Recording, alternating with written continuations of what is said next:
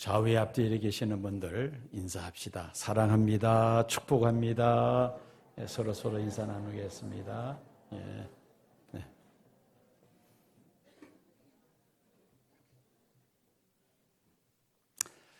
오늘은 여러분들에게 좀 생소한 설교 제목이 될 것이라 생각합니다. 이 제비 뽑기에 대해서 설교를 하려고 합니다. 사진 하나 올려주십시오. 제비 뽑기가 어떤 것이냐? 바로 저런 것이죠. 여러 쪽지를 집어넣어서 그 중에 이렇게 뽑히는 사람이 상을 받든지 벌을 받든지 하는 저런 제비 뽑기. 저 제비 뽑기를 영어로 로또리라고 합니다. 로또리라고 하는데 거기에서 로또 뭡니까? 처음 들어봅니까? 로또? 복권이 저기서 나온 겁니다. 로또리라는 단어에서 나왔습니다. 제비 뽑기에서 복권, 우리가 로또, 복권이라 그러는데 저 제비 뽑기, 우리 생활 속에서 이것이 많이 생활화되어 있습니다. 우리도 모르는 사이에 저런 제비 뽑기 하는 경우들이 많이 있습니다. 그런데 이 제비 뽑기가 성경에도 가끔씩 나오는 것을 봅니다. 제비를 뽑아 일을 결정하는 것은 과학적이고 합리적인 방법이 아니라 우연에 맡기는 비합리적인 방법이 아닌가라는 그런 의구심을 우리가 가질 수 있죠.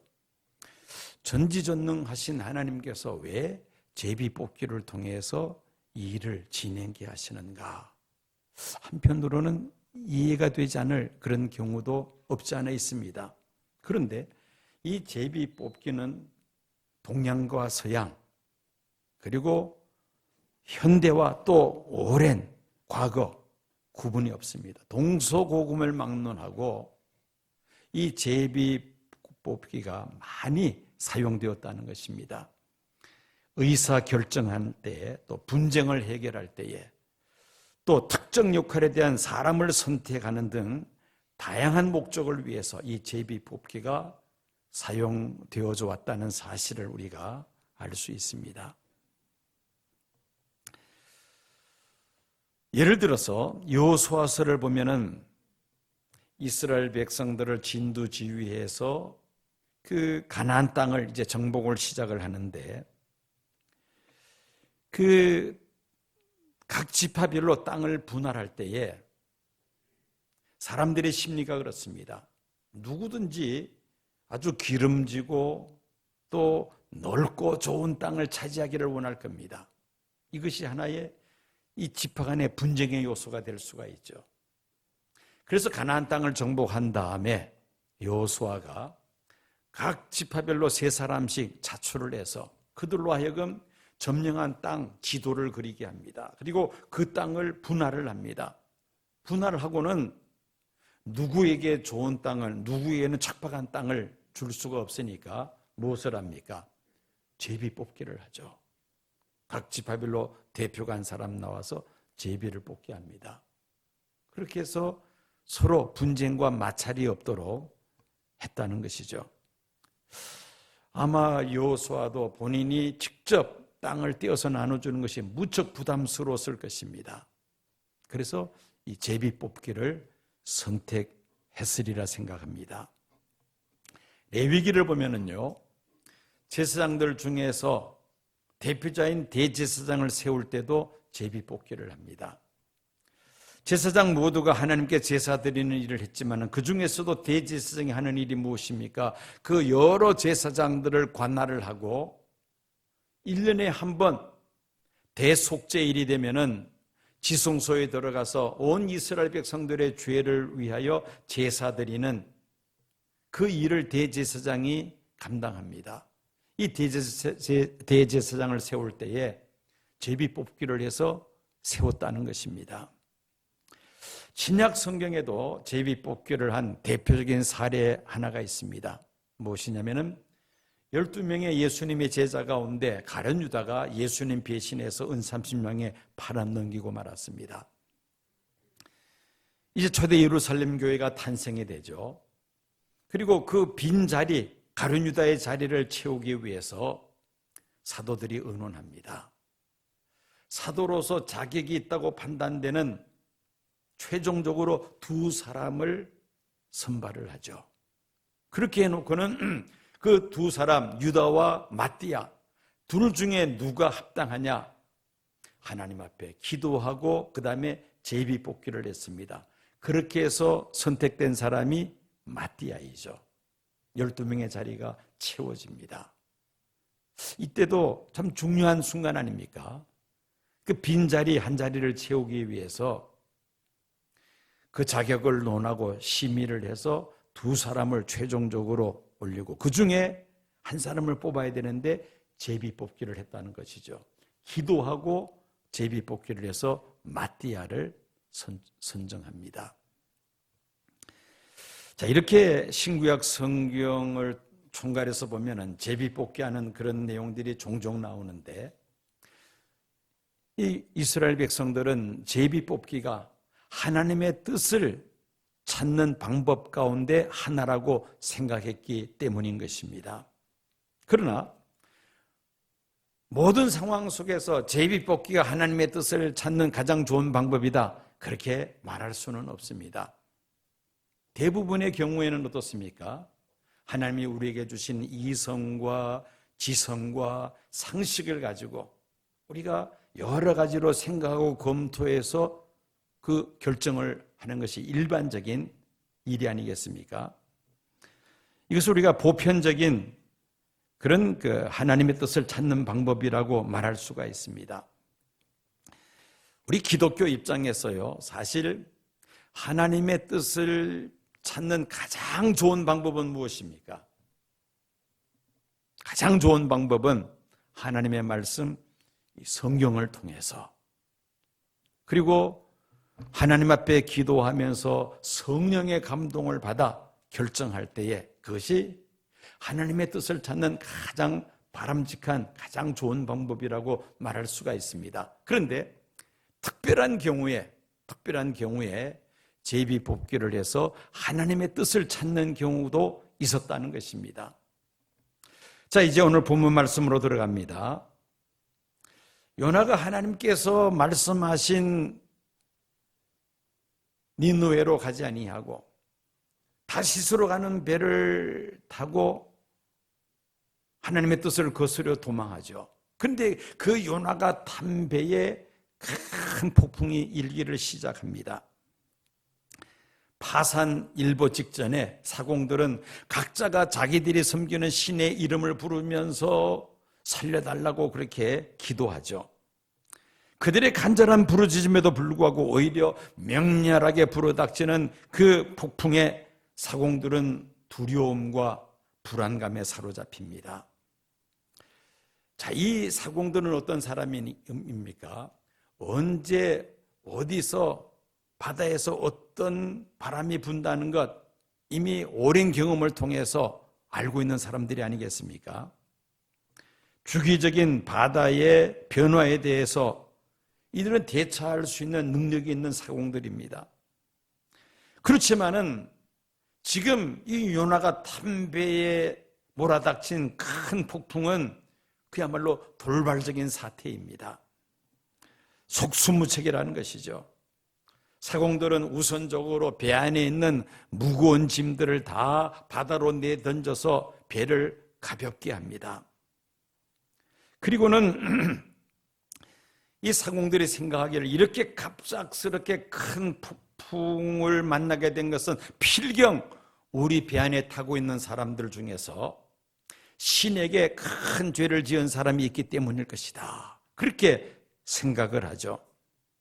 사공들은 신의 진노를 잠잠케 하기 위해서는 신의 마음을 풀어야 한다고 생각합니다. 신에게 죄를 지은 사람을 찾아내서 뭔가 징벌을 해야지만이 이 폭풍이 해결될 것으로 판단합니다. 그래서 그들이 고안한 것이 바로 제비 뽑기였던 것입니다. 누구 때문에 신이 분노했고 이 큰 폭풍이 일어나게 되었는지를 찾아내기 위해서 제비 뽑기를 했다는 것입니다.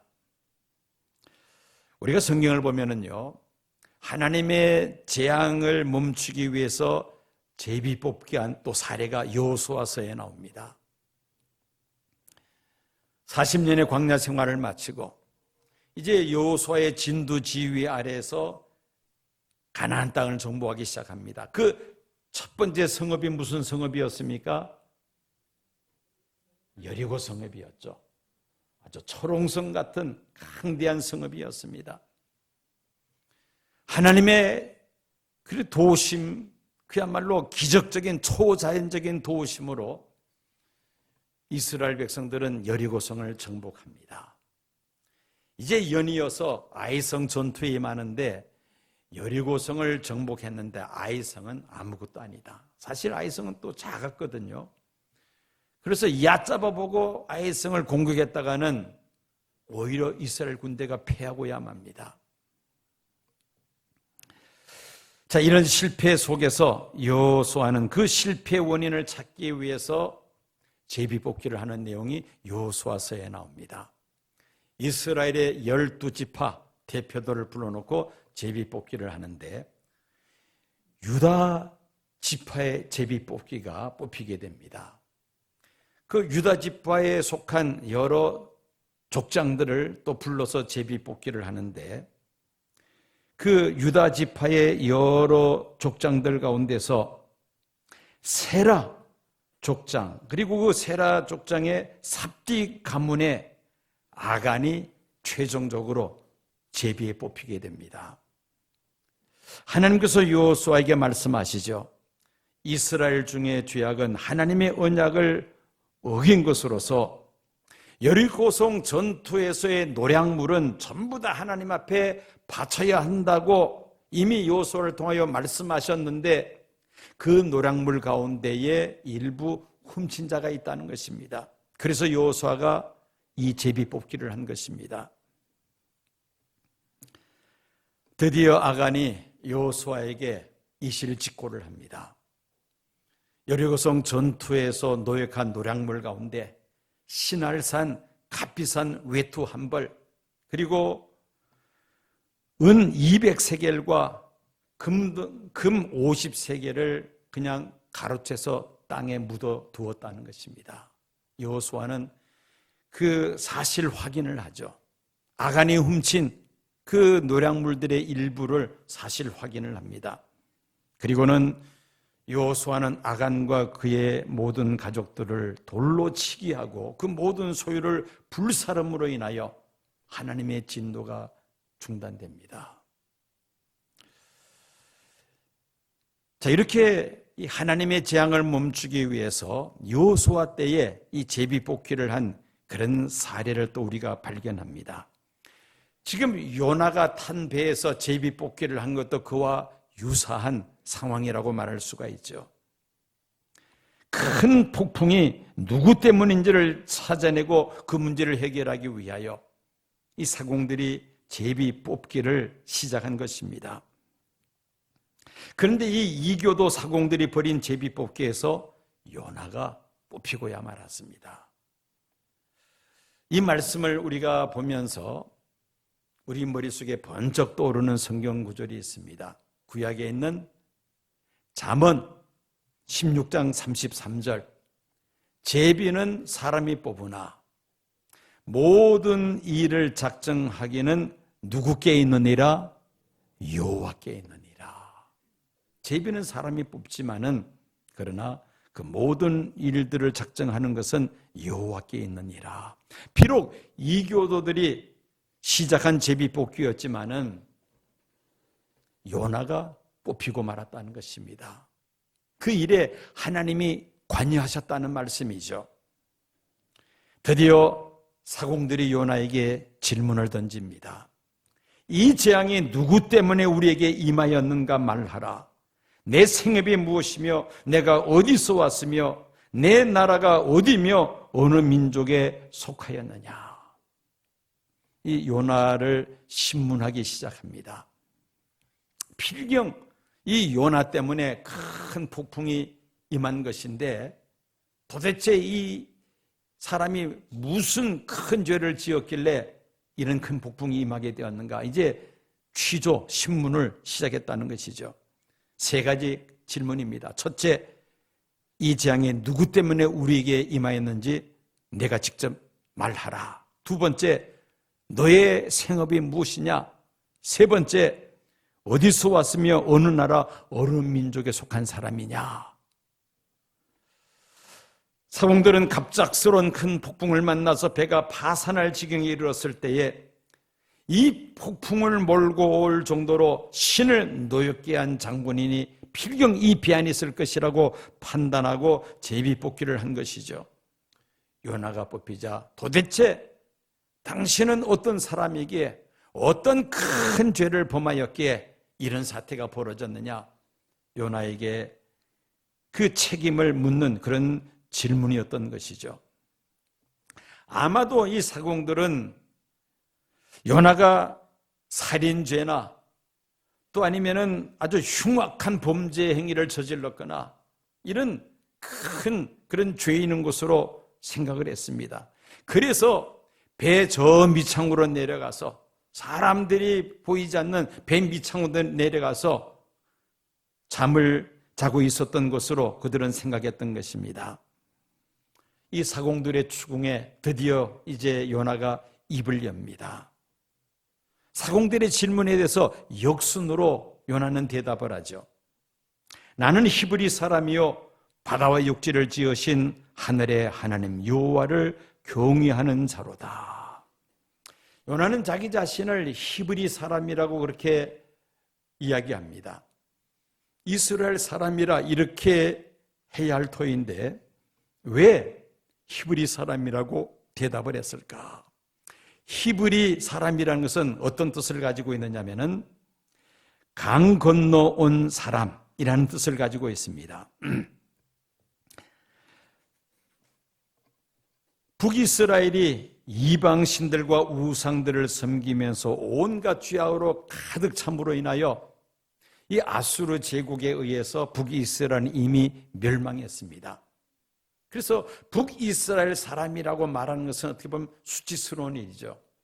하나님 앞에 범죄하고 타락함으로 인하여 아수르에 의해서 멸망당한 나라, 사람이다. 이런 말입니다. 그러니까 이스라엘 사람이라 말을 하지 않고 히브리 사람이다 그렇게 요나는 대답을 합니다. 우상의 땅인 갈대아 우르에서 하나님께서 지시한 곳으로 건너온 아브라함을 사람들은 히브리 사람이라고 부르면서 그때부터 이 히브리 사람이라는 말이 시작이 됩니다. 이 히브리 사람이라는 이를 좀 더 다른 차원에서 해석하면 이렇게 설명할 수가 있습니다. 우상 숭배로 가득 찬 갈대아 우르를 건너서 하나님이 약속하신 가나안 땅으로 이주한 강을 건너서 유프라테스 강을 건너서 가나안 땅에 온 사람, 바로 아브라함을 가리킬 때 히브리 사람이라 강을 건너온 사람이라고 말한 것이죠. 이 말은 곧 광야 같은 세상을 건너 죽음의 강을 건너 영원한 천국으로 가는 순례자다. 그런 의미가 그 속에 또한 우리가 포함되어 있음을 생각해 볼 수가 있습니다. 요나는 비록 하나님의 명령을 거역해서 도망을 했지만 여전히 자신의 신앙 정체성으로서는 나는 히브리 사람이다. 나는 천국을 향한 순례자이다. 그런 대답이었던 것이죠. 그리고 요나는 자신은 이스라엘의 하나님 여호와를 경외하는 자라고 그렇게 말합니다. 비록 하나님의 명령을 피하여 다시스로 도망가고 있었지만은 하나님을 향한 하나님을 경외하는 그 믿음은 여전히 가지고 있었다는 말이기도 합니다. 특별히 하늘과 바다를 지으신 하나님이라고 요나는 사공들에게 말을 합니다. 그럼에도 불구하고 요나는 자신의 믿음을 따라 살지 못하고 정받은 대로 그 하나님을 거역하고 도망하는 삶을 살았다는 것입니다. 이것이 바로 인간의 나약함이죠.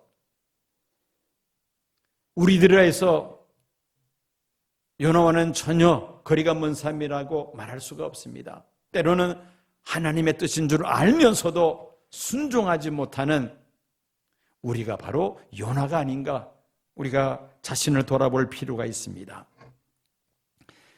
자, 이렇게 요나는 그 사공들에게 나는 히브리 사람이다. 그리고 하늘과 바다를, 땅을 창조하신 여호와를 섬기는, 경외하는 사람이다라고 대답을 합니다.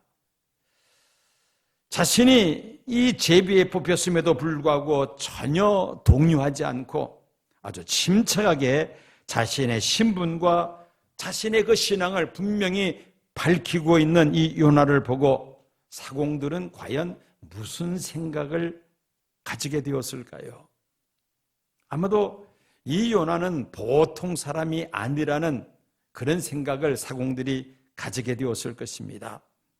사공들은 자신들의 신에 대해 확신도 없고 잘 알지도 못하면서도 그 신에 대해서 두려워 떨고 있는데, 요나는 저렇게 확실하게 자기가 믿는 신을 알면서도 한 점의 의심도 없이 저렇게 담담하게 자기 신분을, 자기의 신앙을 말할 수가 있을까? 아마 사공들은 놀랐을 것입니다. 하나님의 엄중한 명령을 거역한 요나를 향해 하나님이 잡아 죽일 듯이 태풍을 내리시고 폭풍 진도를 퍼부으셨음에도 불구하고 요나는 전혀 두려워하지 않죠. 겁을 내지 않습니다. 그리고 그는 자신의 신앙을 사공들에게 고백하면서 나를 바다에 던지라. 그러면 이 큰 폭풍이 잠잠게 될 것이라고 담대하게 말을 합니다.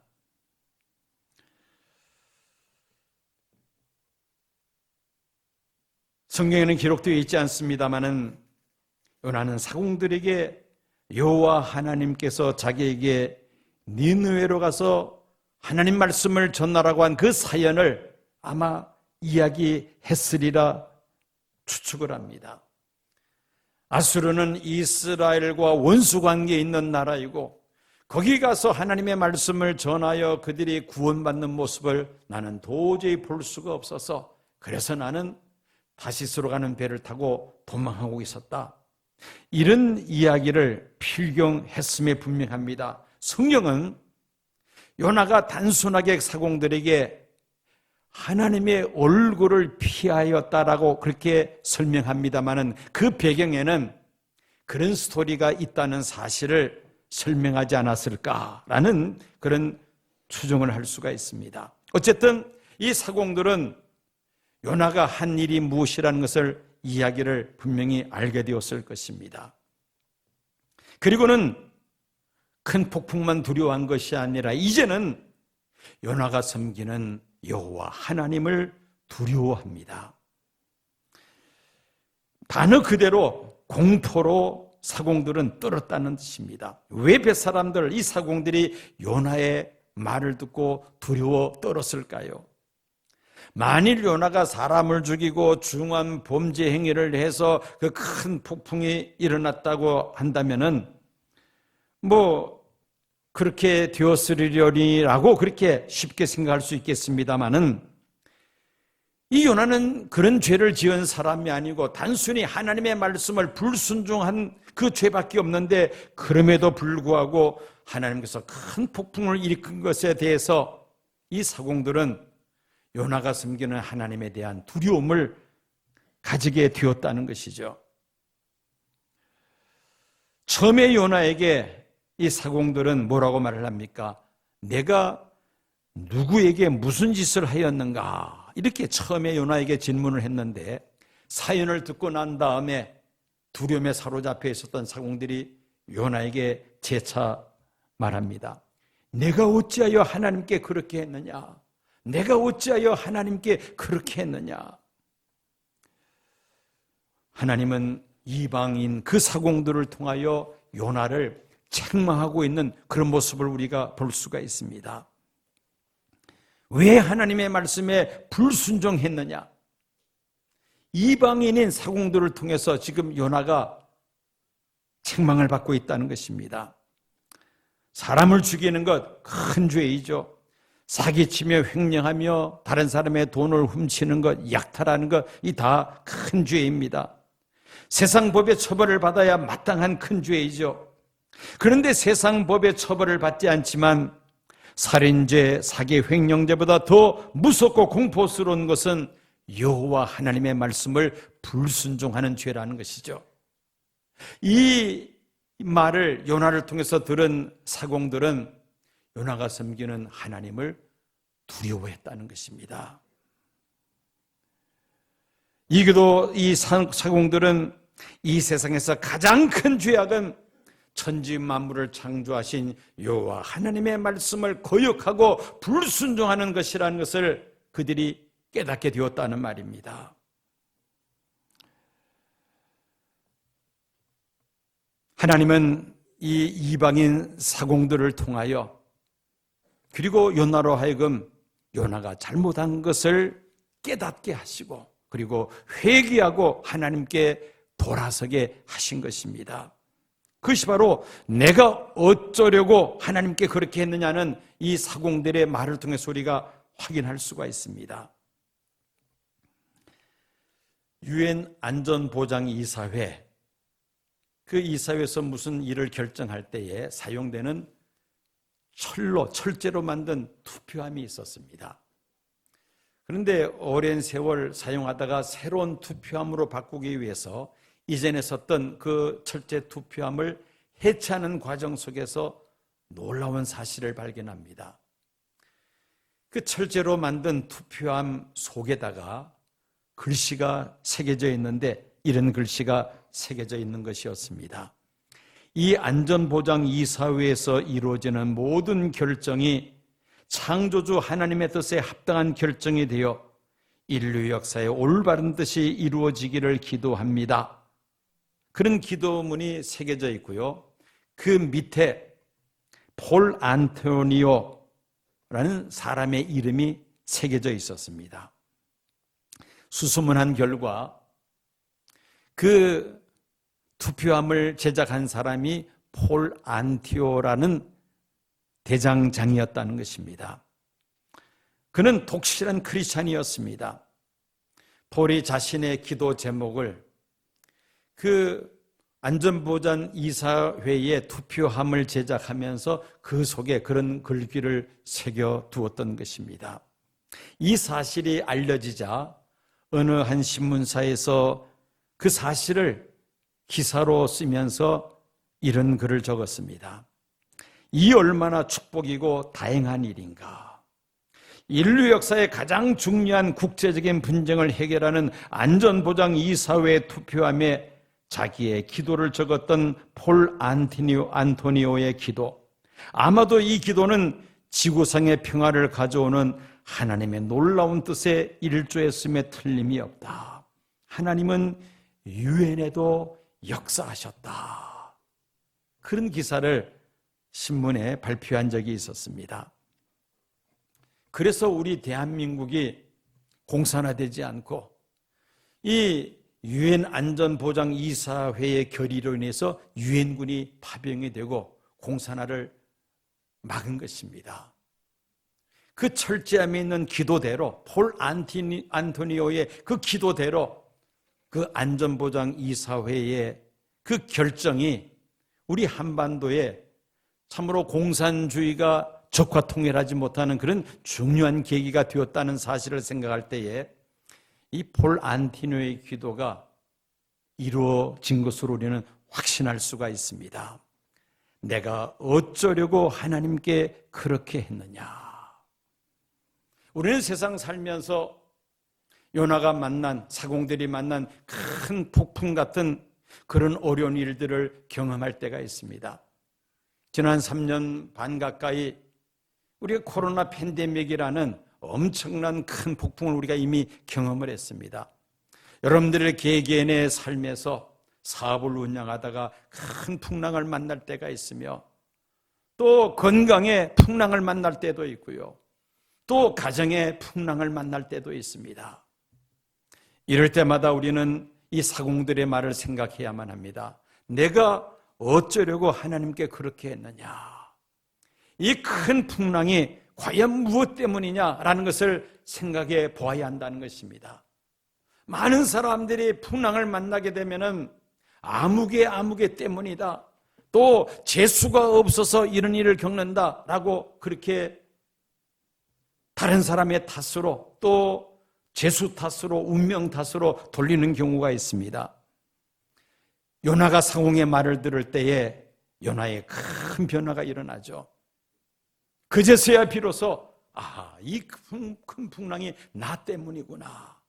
요나는 자신의 잘못을 뉘우치고 사공들에게 고백을 합니다. 그리고 사공들에게 나를 바다에 던지라. 그러면 이 풍랑이 잠잠게 될 것이다. 그 말 그대로 요나를 바다에 던짐에 그 풍랑이 잠잠게 되죠. 우리는 이 요나와 같은 신앙적 자세를 가져야 한다는 것입니다. 내가 어쩌려고 하나님께 그렇게 하였느냐. 풍랑을 만날 때마다 이 말씀을 우리가 머릿속에 떠올리면서 내가 믿음 생활을 한다고 했지만은 하나님 앞에서 내가 이런 잘못을 저질렀습니다. 하나님 앞에 회개하고 돌아서면 하나님은 반드시 그 풍랑 속에서 우리를 건져주시고 우리를 새롭게 하시고 회복시켜 주실 줄로 믿습니다.